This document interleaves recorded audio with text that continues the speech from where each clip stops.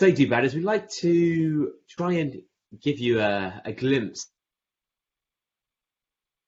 examples of the industry, the running community. And I heard about Mike in a Runner's World article that I was just fascinated by.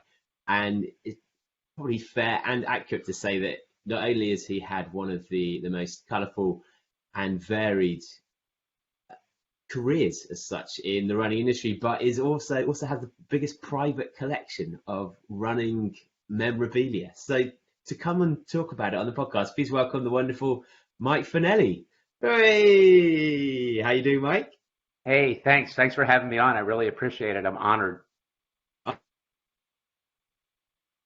Well, how would you, if you were to give an introduction about yourself, what would you have said?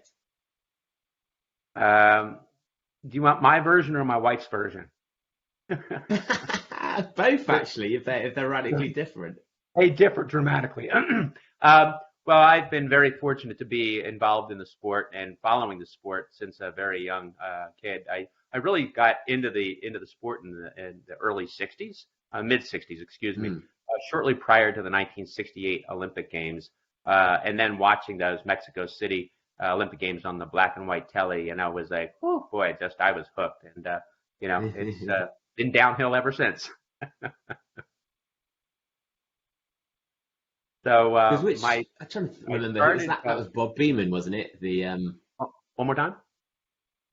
That was Bob Beamon, wasn't it? When he set almost the long jump record. That amongst many other things. The black fist 100 meters, 200 meters. John Carlos and Tommy Smith, Lee Evans in a world record in the 400. We could go on and on and on. That was arguably the most remarkable Olympic Games, beyond compare. Although I sure did like those London Games, by the way. I mean, you don't have to follow the London Games, the dirtiest games in history, the biggest drug taking, which, while we're proud of our games, probably not that aspect of it. So, but what about that 800? Yes, that is true. Yeah, that was incredible. Yeah. And, 800s have always been quite a good distance for the Brits, it seems. Kelly Holmes and Cohen Ovech and the like. So when you in those games, were you drawn to middle distance and kind of distance running at that stage, or were you more like most children, kind of drawn to the sprints? I hadn't really started my own running career yet, and so I was idolizing guys like the sprinters, like Tommy Smith in particular was kind of my favorite, and probably to this day still is my favorite, right? But I found out shortly thereafter, when I began my own competitive running career, I wasn't quite cut out for the 200, and I ended up becoming a middle and long distance runner, and started competing in 1970, and I've had the good fortune of continuing to compete today at a much more advanced age than that.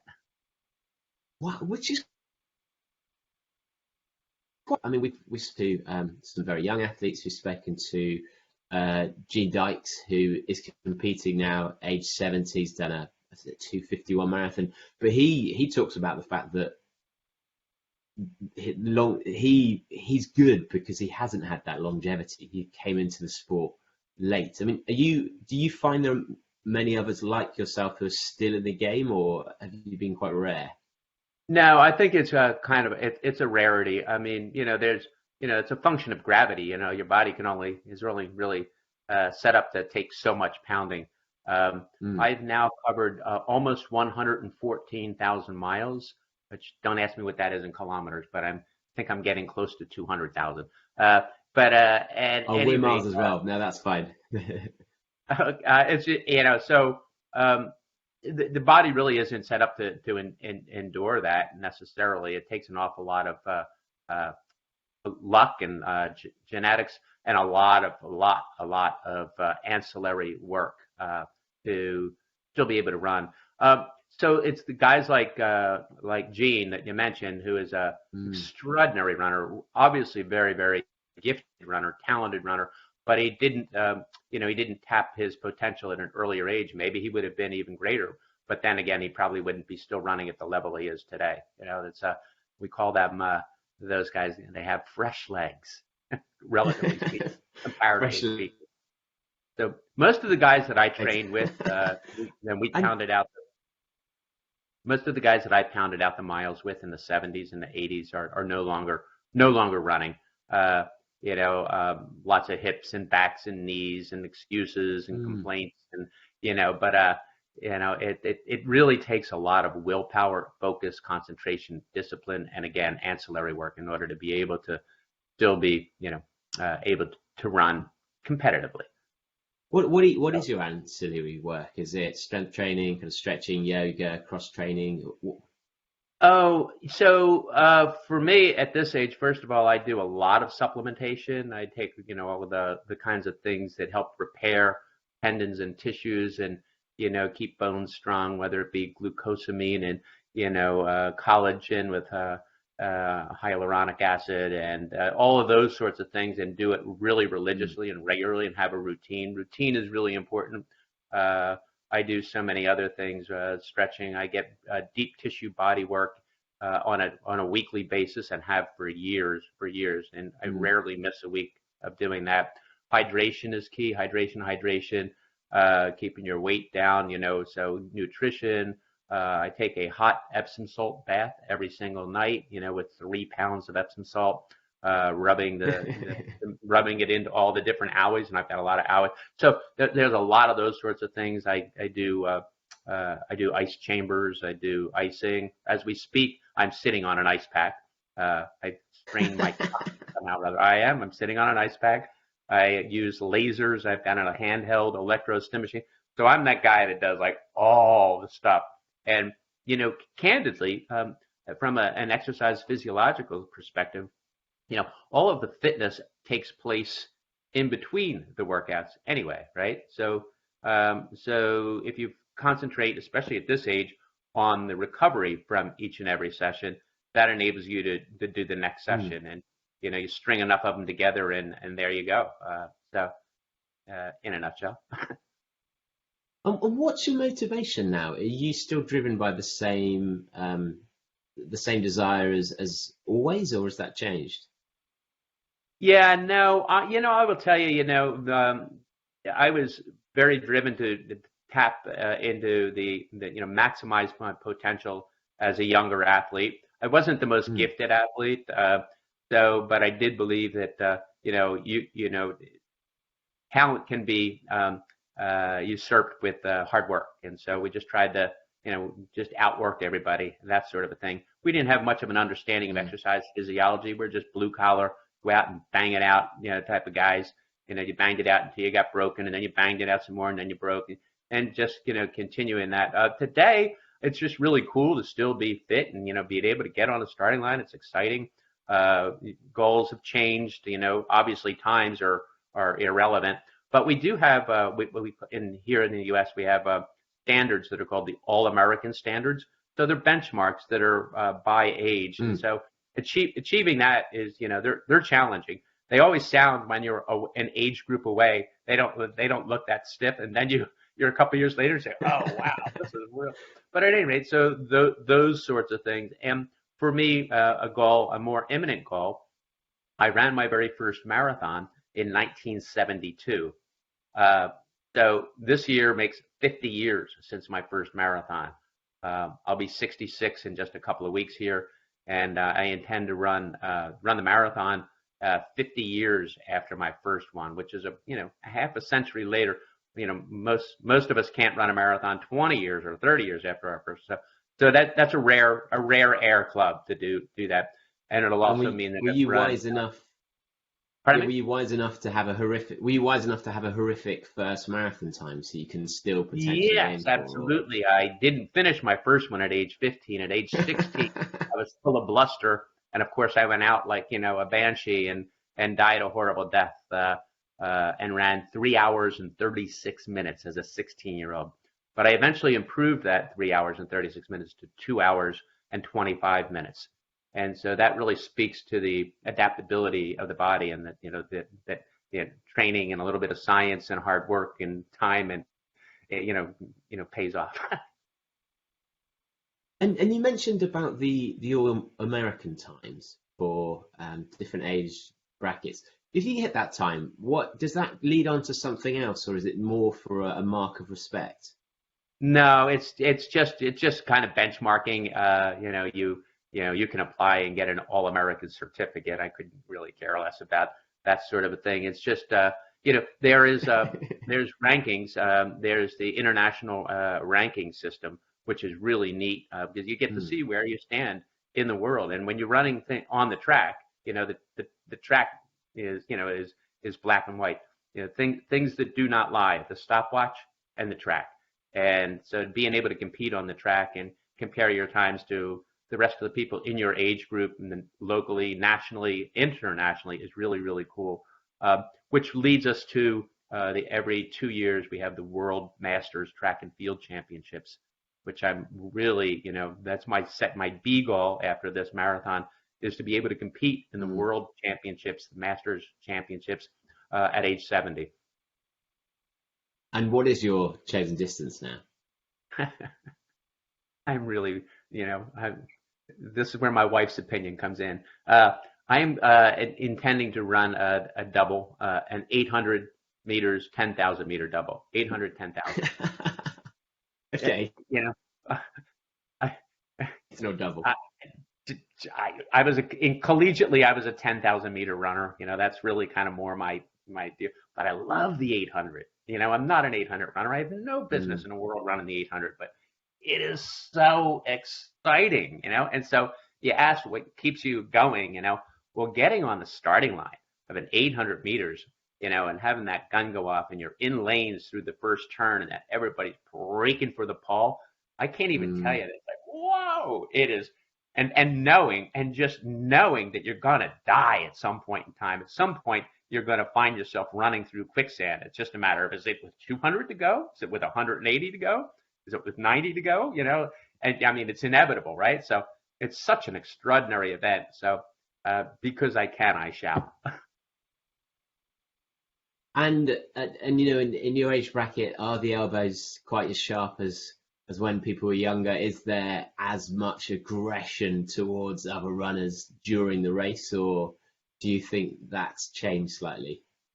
No, I think just all of us runners, I think we all, while we have slowed down a lot physically speaking, what goes on between the ears doesn't change. You've got that same, drive and that same, aggression and all of that that doesn't go away. That continues with you. It's just that, the body and the mind just don't necessarily jive.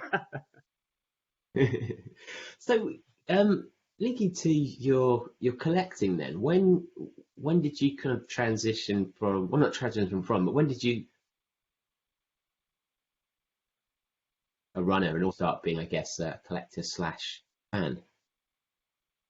It started innocently enough. The first piece I collected was March 3rd of 1969. I had just watched those Mexico City Olympic Games, and you remember those games? They happened very late in the year. They were October games, which is quite late for an Olympic Games.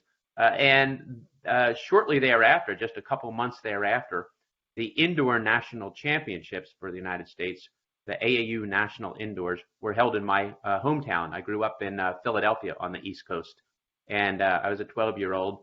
Having watched the Olympic Games on TV, my dad took me to the meet. I went running around chasing down anybody who had that, distinctive navy blue USA team uniform with red and blue piping on it. I didn't know who they were necessarily, but I chased them down and get their autograph on my meet program. And it was just an extraordinary event. So that was the first thing I ever collected was was that meet program, which I had, a million autographs like little kids like to get. And from there, just kind of, I'd pick up a piece here, pick up a piece there. There was no eBay, you were going to, I would pick up things at, swap meets or auction houses or, used bookstores, that sort of a thing. It didn't really turn into a bona fide collection for, probably until about 40 years ago. And then I was just kind of collecting odds and ends. But about 35 or 30 years ago, I started realizing that it should have some rhyme and reason, and I started, trying to put the pieces of what I had together and put them in a chronological order. And then I realized what the gaps were, and started filling in those gaps so that we can have be able to document the sport from the late 1800s all the way through. I generally stopped the collecting at around mid 1980s. I found the sport kind of got very disinteresting, particularly during the 90s, and that doesn't seem old to me. But I guess 1980 nowadays is actually older than it sounds like, right? But at any rate, so I've collected that nationally and internationally, some pretty cool items that I've amassed. But the neat thing is you can walk into the track and field garage, as I reference it, and walk through the chronology of the sport and the history of the sport, and it's pretty amazing. I use the collection. It's not a showpiece. It's not a museum. I don't generally show it to folks. Okay. So going back to then, that you mentioned the first one where you kind of got the signatures, and what was it in those first few ones you collected that the feeling that you're craving?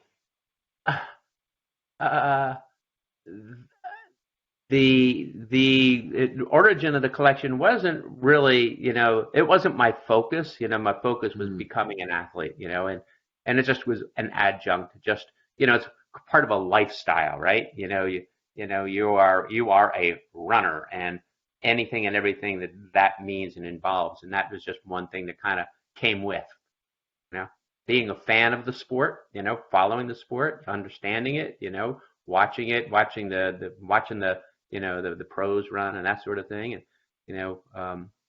so it just kind of evolved from there. And because you've now got a huge number of years, what would you say? You mentioned like the 80s and the 90s, you started to lose interest. What was it about those decades that you didn't find as appealing? Well, part of it is it's just not old enough, comparatively speaking, I was more interested in the background. I mean, the thing about the 80s and 90s is that stuff's on the internet, right? You can find that. So I'm more interested in things that you wouldn't know or wouldn't know the backstories of, the evolution and the history and what really happened, how we got to where we are today. So that's part of it. And then the other part of it is, boy, if you look at the sport, the United States in the 90s, our teams were terrible. They were embarrassingly bad. It's not just dropping batons. It was way worse than that. I mean, we were just crappy. So at any rate, so it wasn't as fun to follow. I think that the sport in the United States has revived itself nicely. But there was a period during the 90s when, there just wasn't as many kids running track and getting developed into the sport, and there just wasn't as much of a focus on it. But I believe that the sport in the United States has rebounded quite nicely. Although when was Michael Jackson? Martin, because that late 90s. One more time. Who? Carl Lewis? Michael Johnson. Michael Johnson when his he was a highlight. But he was one of only a few highlights in that period, right? So, but yeah, I mean, he was exciting. It just in general, I mean, particularly distance running in the United States. So track was not the focus. It was really about road racing,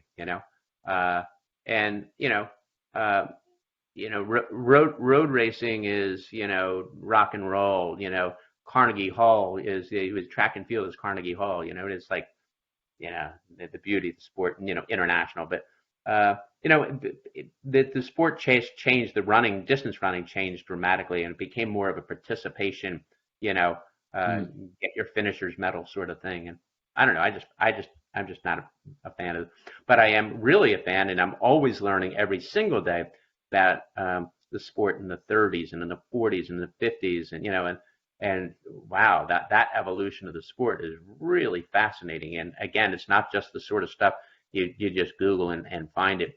So a lot of it resides in the annals of within the track and field garage. And so when you've, because you mentioned about how there's almost a disconnect, there's been a disconnect between the road and the track within American running. What would you say has been like the biggest influence through the different periods on, has it been sport, has it been international events like the Olympics, or has it been like the crossover between road runners? So, if I understand your question correctly, the influences on road running in the United States and distance running on the United States, obviously we had kind of a breakthrough, a couple of breakthroughs. I would say that the Jerry Lindgren era of 1964 was a fascinating period.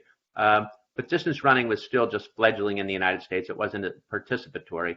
In the 70s, we started to see road racing, pick up, particularly after Frank Shorter's win in the 1972 Olympic Games marathon, which is this year is the 50th anniversary of that win. And that was a big influencer at the right place at the right time. More and more road racings begin. And then you have competitions like the New York City Marathon, really putting running on national TV, along with the Boston Marathon, all of those things. And it became more participatory. The uprising of the athletic footwear companies and technology improving, shoes improving, it becoming more culturally and behaviorally interesting to be running, women beginning to run. All of those things enhance the natural evolution of the sport. The United States road racing scene in the 80s and was extraordinary, and at some point in about 1981 or thereabouts, we had our first prize money races, allowed prize money races, and so a lot of the track guys gravitated to the roads because they could make a living on the roads, earning prize money. So that's kind of the things that kind of generated the sport. Over time, we became more about health and fitness and participation, and then all the charity events began, and the charity events brought in lots of dollars for the organizers of races, and so the focus became on participation versus competition. So I think that's kind of it in a nutshell.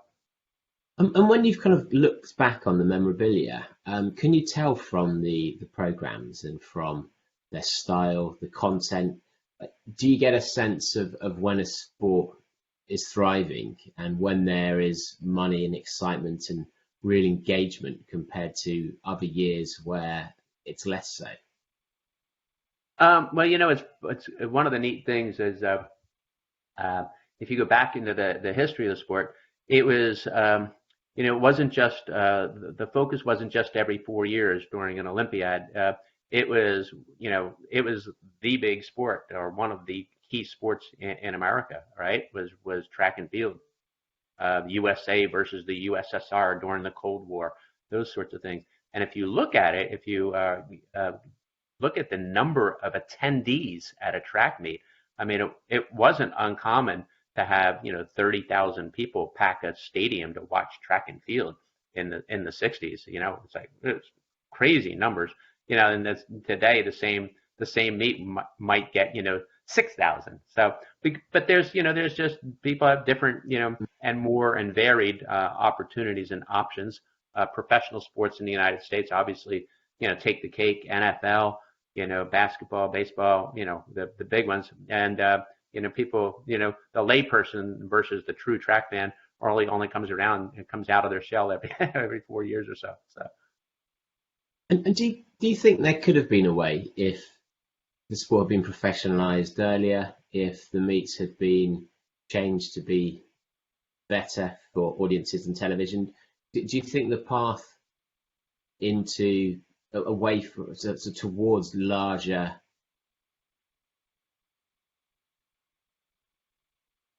continued, or think running and track and field just through the nature of it as a watching sport would never be huge?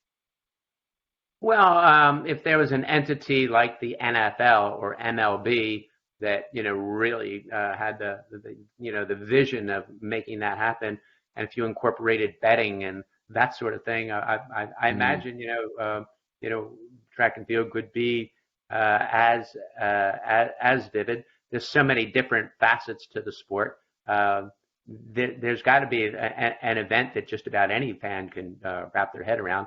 Maybe it's the high jump, maybe it's the sprints, and maybe it's the pole vault. Women's pole vaulting is really fun to watch. Okay, I'll take your word on that one. And in terms of the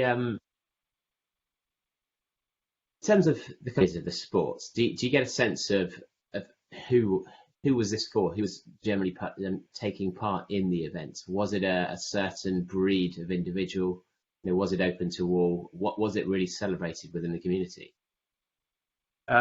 Historically, Yeah, yeah, yeah.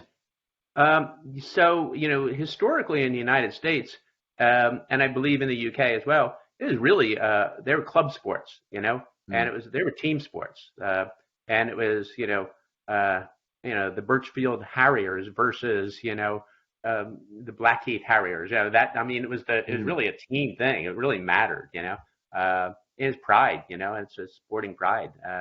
And that's really kind of the case. The club systems back then were really were really what was going on there. That was the real fabric of the sport was the whole club system. And is that the same in America? Because we still have this in the UK. We still do have lots of strong clubs, and actually, there's a huge amount of participation. There's leagues, there's national championships, but we've always kind of from across the pond noticed that participation in running hits a peak at track at university, and then people almost find their own journeys. And America doesn't seem to have that club structure that we do in the UK. Like, has Yeah. that changed? Like, have clubs closed or have they just waned? No, I think that what happens to collegiate runners is they find themselves, they're no longer part of that, college team. They don't have that support system, and it's time to go out and make a living, and Mm. it's pretty difficult to make a living. Very few people make a living in the sport of track and field, So, and just priorities change. I think it's cultural, it's behavioral, it's all of the above. So there's not a firm system in place to support the post collegiate athlete. Now, you've mentioned that you've gone on auction houses. You find the programs and things in various areas. Like, who are the type of people who've got these still? Who've got these old programs? Who've got the ones you're missing, the ones you're wanting? Like, where do you tend to find them? So oftentimes, when it's family members, when their dad or their great granddad passes, and they're going through the stuff that got left behind, Mm. they'll sell them at auction or that sort of a thing. So that's one way, and that seems to be one of the most uh, common ways that these things come about. When the younger generation realizes that, oh, well, this is pretty neat, but it doesn't mean anything to me. Maybe it'll mean something to somebody else. So, uh, and there's a lot of junk available out there. So it takes a lot of understanding of what's what and what value is and what makes sense and what doesn't make sense. I see a lot of silly offering prices on a lot of junk. So it's really for me because I've got pretty much everything that I would really covet. I'm only really missing the only thing. I'll tell you this: the only one thing that I don't have that I would die to get my hands on is the 1935 Big Ten Track and Field Championships. It was at the University of Michigan in Ann Arbor, and it was the day that within 45 minutes, Jesse Owens slaughtered a handful of world records, just like that. Boom, boom, boom. Every few minutes, he's breaking a world record. It was the most unbelievable day in the history of track and field, or the most significant hour in the history of track and field. And that's really the only key piece that I do not have. If you're listening out there and you have that, I'll compensate you handsomely. And do you believe it does exist still? Believe it exists. I've seen a photograph of it. I know that the University of Michigan has one. So I know it exists out there, but I've never actually had my hands on one, and I don't know of anybody that has one. But I'm sure it exists. It's probably in somebody's attic, whose great granddad ran in that meet. It's there. They just don't know it. So if you're listening. And what is something like that worth? What is something like that worth then these days? Are there lots of other competitive collectors who would bid against you? Or? Well, I believe that there would be a demand for it with proper exposure, and something like that would probably it's not terribly pricey. Most of the items in track and field aren't, but it's probably worth $2,000 or something like that. Not everybody wants to pay $2,000 or thereabouts for a magazine, right? A meat program, right? But it's a function of supply and demand. The supply is clearly limited, and the demand is probably somewhat limited too. There's not that many people that are track knuckleheads like myself, right? Because what's the most you've spent on something? I've got a few $100,000 into my collection. The value of it, if I sold it piece by piece, is probably about 5 or 6 times that. But nothing is particularly. So the things that are really valuable are the things that sell, at the Christie's auctions or the Sotheby's auctions, and they tend to be things like, one of the stopwatches from Roger Bannister's sub 4 minute mile, or his singlet. It's something that's extraordinary in that regard, and those sorts of things can fetch quite a bit more.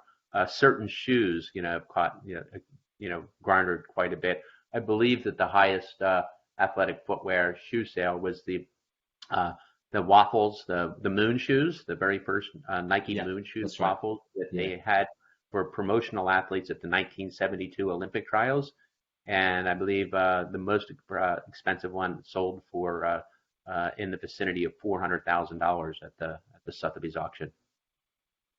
And which, because we've talked about the programs, but what other kind of memorabilia do you have, and what is it that piques your interest? Like, what would make you want something? Whereas, what would make me want to add something is, does it help tell a historical piece of the sport that I don't already have that filled in and plugged in. So in the end, you want to have I want to be able to take this entire archives, this entire collection, and have it be complete enough that a university or some other entity is willing to house it and use it ongoing for the future education of the history of the sport. So if it fits within the chronological timeline and tells a story, that's interesting to me. The second thing that's interesting to me is the art, the art of track and field. I really dig the old 1920s, 30s, 40s, 50s, artistic component to, say, meet programs and that sort of a thing. And then thirdly, items that are just extraordinarily unique. Like, for instance, I have a telegram that Steve Prefontaine sent to the Helsinki meet director. Now, there's only one of those in the world, right? Steve only sent one. Prefontaine sent one telegram to the meet director. It came to me from the Helsinki meet director many years thereafter. So unique pieces like that. or Bill Bowerman, who was a notorious non-recruiter. He did not recruit athletes. He didn't want to bow down to athletes. But I have the hand typewritten letter that he sent to recruit Jerry Lingren in 1964. And he didn't get him. But there's only that letter. There's only one of those letters, and it's within the archives here. And what would you say are the biggest stories then that they tell that we wouldn't necessarily know about? So stories that I'm interested in telling is I'm very fascinated and in the midst of writing an in-depth story on the history of African American distance running, and in particular African Americans in the 1 mile run. In the 20s and 30s, it was more of a novelty for African American runners to run the mile, But there's actually some pretty cool history there, and so I was around during the period and very active during the period when there was a little bit of a race to be, how there was the race to be the first sub 4 minute miler, right? And you had Landy and you had Bannister and you had Wes Santee. There's a great book on it by Neil Bascom called The Perfect Mile. If you haven't read it, got to read it. It's fantastic. It's actually literature. It's extraordinary. So that same story, or not the same story, not to that same degree, was taking place for the African American community in track and field in the early 70s to see who could be the first African American sub 4 minute miler. And that's a story that really resonated with me then and does today and is fascinating. And the evolution of that is one of those kind of cultural history storytelling elements that I look forward to sharing with the rest of the track fan community. And who was the first African American sub 4? It depends on who you ask. So it was Reggie McAfee in 1973 at the ACC championships, I believe, from the University of North Carolina. Although Byron Dice, who ran for the Florida Track Club in the United States, is also sometimes credited with that first sub 4 minute mile, but sometimes he's discredited because his nationality by birth he is from Jamaica and he represented Jamaica, so he was not necessarily considered the first African American sub 4 minute mile. So there's a little controversy there. I embrace them both, and so that's kind of part of the story. Is exactly that. But it's fascinating, and there was a lot of very almosts and a lot of guys that you wouldn't have heard of. And at any rate, it's a rich story that needs to be told. And do you have anything from the Jesse Owen Olympics in Germany? I do. Yeah, I have some very interesting pieces from the 1936 Olympics. One of the coolest pieces I have is the meet program from the 1936 Olympic trials, which is, where Jesse Owens got selected to represent the United States. But he wasn't the only one in those Olympic Games. There was also Louis Zamperini made that Olympic team. And Louis Zamperini is the book by Lauren Hellebrand called Unbroken. I've had the privilege of meeting Louis Zamperini well before he was more commonplace since that book. And I've also had the distinct pleasure of meeting Jesse Owens on a couple of occasions. But that 1936 Olympic trials meet was really cool. The one that I have is in pristine condition. It's got handwritten results in it. They're handwritten in pencil, but they're still very legible. Pretty cool. The art is dynamic. The cover art is dynamic. And it was held at Randall's Island in New York City. And it was the opening of the Randall's Island. It was the grand opening of Randall's Island, and simultaneously, and the way you get there, is the Triborough Bridge. So it was a combined grand opening of the Triborough Bridge, Randall's Island, and the 1936 Olympic track and field trials. Ooh, talk about a trifecta. And if you could have been, you've mentioned the already Jesse Owens when he smashed all those records in a short period. But which of all the events do you wish you'd have been at? At the 1936 Olympic Games? No, from all of the events that you've collected memorabilia for. Which of all the things that I have, what would I have liked to have been at? Is that what the question is? Yes, that's right. Man, wow, where do you begin? It's like asking you who's your favorite kid, right? It's like, oh man.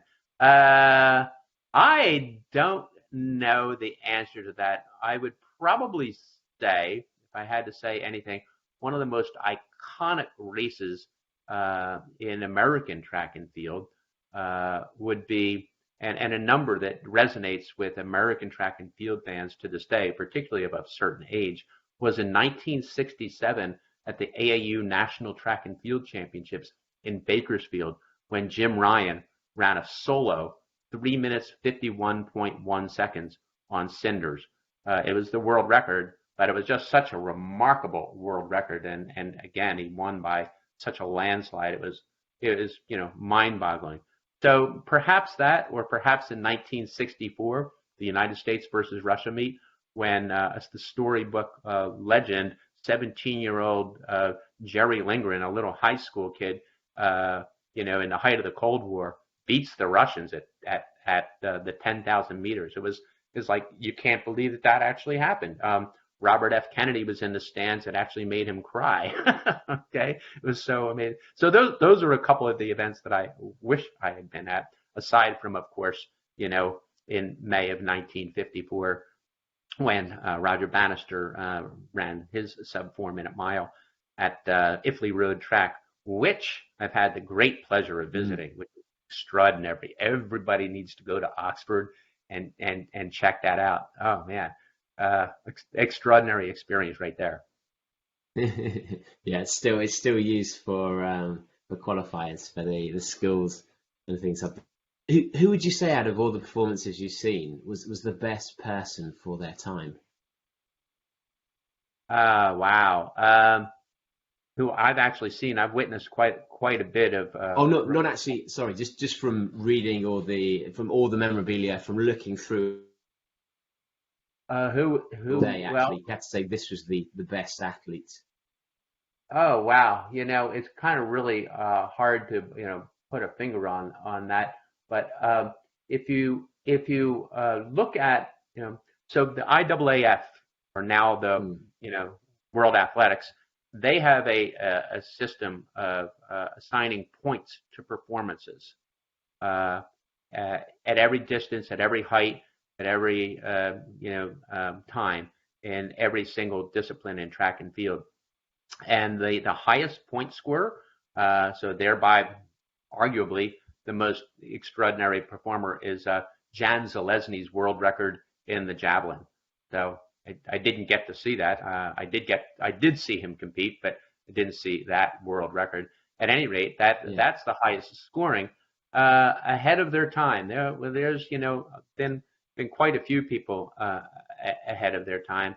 And arguably, Jesse Owens, of course, would be one of those. He was so head and shoulders above the rest at such a wide variety of disciplines. I happen to be a fan of the decathlon, and so anybody who's the world record in the decathlon, they refer to them as the world's greatest athlete, and hard to argue with that. They're just, what an extraordinary event. I've had the good fortune of being coached twice by two of the foremost decathlon experts in the world. My collegiate coach was Harry Mara, and Harry went on to, while I was a 10,000 meter runner, and he didn't necessarily, know that event as well as some other. He ended up becoming Ashton Eaton's coach in the decathlon. So my exposure to the decathlon is really, it's, most distance runners are not thinking decathlon when they're thinking they're abandoned in the sport, but I just think it's fascinating. Wow, yeah. How can you do all of those events and do them all well, and do them over 2 days? So those are kind of what I think are the events and the athletes that are way high up there, and they're not necessarily tip of your tongue track and field athletes. And who would you want that you think people underappreciate and people don't know of, who hasn't quite got the fame of like a Prefontaine or similar athletes, Jesse Owen? Is there someone out there who really smashed apart their sport or their discipline, but just have never been heralded for it? Most everybody that is really accomplished, tremendously has been appreciated for the sport. But you know, guys like Steve Ovech. I mean, he was extraordinary at so many different disciplines, right? From do you know he was a long jumper initially, right? He was a standout long jumper, standout like junior competition long jumper. Yeah, that's right. And he could run cross country. He was top notch cross country runner. He could run all the way up to the half marathon. So and I think he was kind of like the bad cop and the good cop, bad cop between he and Seb Coe. And I don't know that he is quite as appreciated as maybe Seb. So just off the top of my head, let me throw out Steve Ovech. And then you've mentioned that you'd ideally like the whole collection to be given to a museum, something similar. How big now is this collection, and do you actually have somewhere in mind that you think would be able to take it? Yeah, good question. So it is absolute that I will be giving this collection to an entity like that. It's in excess of 4,000 pieces, and I've met with a couple of different entities in New York City and in Los Angeles and in Oregon. And so, have not been able to come to terms with any of them yet. But the clock is ticking, and so we shall see. One entity, which will go unnamed, was very anxious to accept it. They said what they would do, and they were so excited to say what they would do, would be that they would digitize the entire thing. And I said, well, then what would you do with the hard copies? He says, oh, well, we'd destroy them. And I said, thank you very much. And that meeting ended. Exactly. One other entity, which will go unnamed, a famous university, said, yes, Mr. Fanelli, we love your collection. We'll accept it for a donation of $100,000, meaning that I give them $100,000 and that I pay them $10,000 a year, every year into perpetuity to manage the collection. I said, thank you very much for the meeting. So yeah, that's so it's not as easy to give away as you think it is. And I don't want to just give it away, and I'm not looking for any compensation, but I absolutely positively want it to be used for the continuation of the history and research on the sport of running, track and field athletics. And out of interest, do you think they were just savvy and trying to get money out of you, or do you think they underappreciated the value of what it was and didn't really buy into its purpose and its ability to kind of draw people in and inspire? I just think that they lacked the passion for the subject matter, and they're more administrators, rather than, somebody who's actively engaged in wanting to perpetuate the sport. So, and understood, that's cool. And you think someone like a Nike or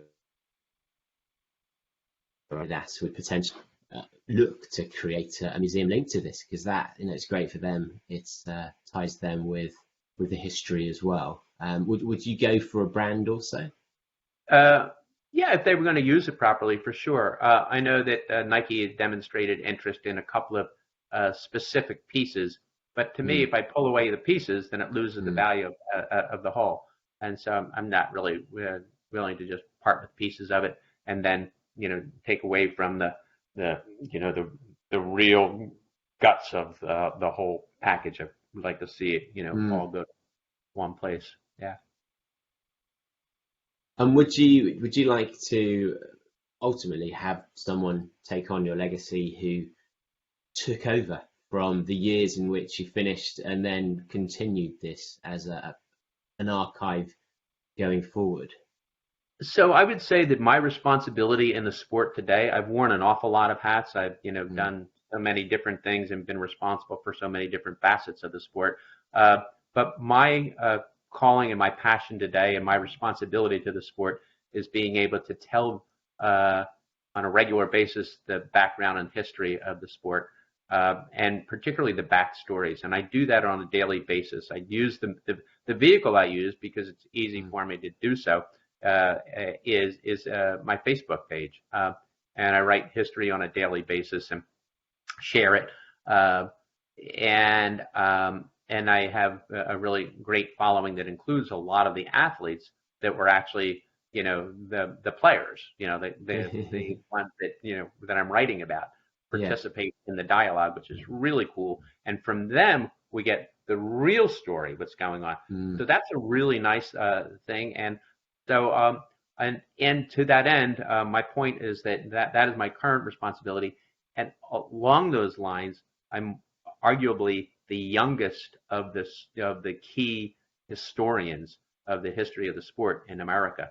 And I'm 66 in a couple of weeks, and I'm the youngest guy. So I'm trying to actively find somebody to step up, because the key guys aren't going to be here forever. The handful of key guys are in their 80s and 70s at the moment, and I'm the kid. I'm the kid. So wow, I'm the kid. So I have one young gentleman in particular that I have in mind that I'm kind of grooming to pick up the slack, and we'll see. Yeah, these kind of things. You have to just believe that they're going to evolve organically, and the right thing is going to happen. You just have that picture of that positive end result in mind, and you don't know how it's going to get there. It's like the great German philosopher Goethe, right? He said that boldness has genius, power, and magic in it. You don't know how you're going to get from point A to point B, but you make this decision. You have this end result, and you just throw everything to the wind. And you know what? The pieces of the puzzle, well, you just have to believe that they're going to land where they're supposed to land. That, and the fact that if you don't have a target, how can you hit a bullseye, right? So I have a target, and we'll let it unfold organically. You can only create and force so much, right? And last question, you've mentioned your wife a few times. What's her view on the collection and your kind of dedication to it? She's such a sweetheart. She's the most patient. Her name is Renee. Renee, I call her Saint Renee because she puts up with me. But you will notice there is not one item of track and field history within the actual confines of our residence. None. Zero. You will not find a piece that you would have no idea. That is, of course, until you enter the track and field garage. So at any rate, it's not actually a garage. We have cars in our garage, and like everybody has cars and their athletic equipment and your golf clubs and that.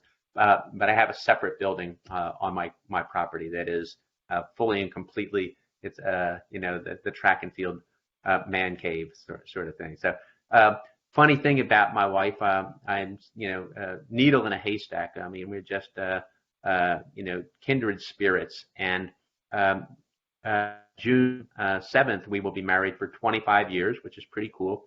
And in true track nerd fashion, you'll appreciate this. We met at the most famous running bar ever in the history of maybe of the world, called the Elliott Lounge. Not only did we meet at the Elliott Lounge, which was like the Boston running bar that was like cheers for run, but it was during the 1996 Boston Marathon, and that was the 100th annual Boston Marathon. If you told me 26 years ago that I'd meet my wife in a bar, first of all, and in the famous Elliott Lounge, and at the 100th annual Boston Marathon, I'd think you were nuts. But such is the life of the track nerd. Hey, and it makes it easier to remember your anniversary and various things as well, which is good. There we go. Yeah. Well, thank you so much for your interest in the sport and for documenting so much of it for future generations. And you mentioned your Facebook page if people want to understand more about the history of the pieces, and what is the address of that? Well, it's just, if you look up Mike Fanelli, I'm like the only Mike Fanelli that I know of, and I'm looking at it on my PC as we speak, but I guess I'm facebook.com/Mike Fanelli. I got my own name, so how I did that? Oh, Mike.Fanelli. So yeah, and so friend me on Facebook, and glad to add you, and you can chime in and join the track nut masses. And let's see if we can get that Jesse Owen program to complete this collection. Yes. Okay. There's a finder's fee. Amazing. Well, thanks, Mike, and good luck ensuring its future security. Thank you. Thanks for having me. I really appreciate it.